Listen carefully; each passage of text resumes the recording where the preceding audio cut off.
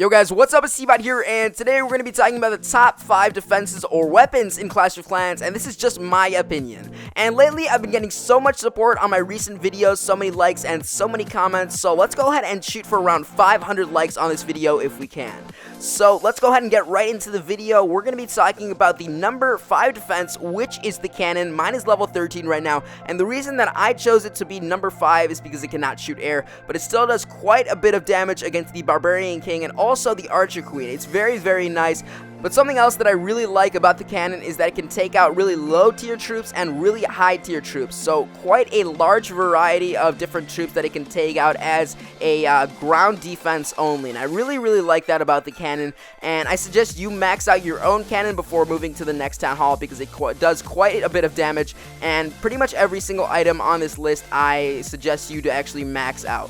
So that's it for the cannon. Now let's get on to the number 2 spot, and this is going to be the Archer Tower. Now mine's maxed out, and I really love the Archer Tower, especially coming from the new update. Now if you weren't here before the update, the Archer Tower shot a little bit slower, and now with the update it's 2 times faster. And I'm talking about the update that was a few months ago, so it does quite a lot more damage against Barch armies. And this can also shoot ground and air, so let's say dragons. It can also shoot barbarians and archers and things like that, lava hounds. It does quite a bit of damage against lava hounds and a lot of the air troops, especially dragons. And in addition to the cannon, the Archer Tower also does quite a bit of damage on the Barbarian King and Archer Queen. I often see myself deploying the Archer Queen down and then see a few Archer Towers targeting the Archer Queen, and she goes down just immediately, and it's really hard to cope with that, and I get really frustrated. So I recommend you max those out as well.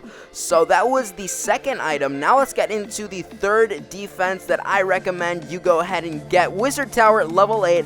So the Wizard Tower does do splash damage, and similarly to the Archer Tower, it also shoots ground and air. So that's a very good feature. So it's basically like the Archer Tower but slash damage, and it does quite a bit of work on barbarians and archers when they're all close together, and some minions when they're in the air and they're very close.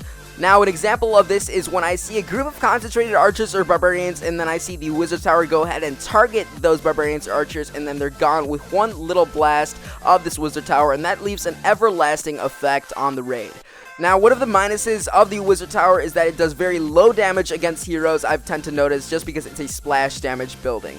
So now let's go ahead and get on to the fourth defense that I really enjoy. This is the Expo. So the Expo can be set to ground and air. It does so much damage once it's set to ground, especially when it's targeting things like golems or P.E.K.K.A.s. It just takes them out in just a heap, and I really enjoy that, especially with the long distance that they have. So they have a shorter distance when they're air and ground, and then a longer distance when they're ground, if you haven't noticed. But it's very interesting to use them, and I really like getting the job done with them. And I usually have 2 set to air and ground and 1 set to ground only. Another reason why I think the Expo is number 2, not just because of the damage that the Expo does, because of just how the Expo looks. And I really like the design that Clash of Clans actually implemented with the Expo. I think it's one of the better and cooler looking defenses in the game, and I'm pretty sure a lot of you agree with me.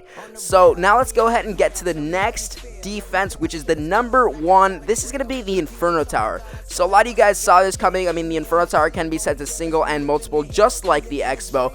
But the Inferno Tower also shoots like lava beams and inferno beams, if you want to call them that, and it just looks really badass, and it does quite a bit of damage once it's single target. And you can see right now it's actually single target on the screen. It just takes out this golem in seconds, and also heroes, it just obliterates them.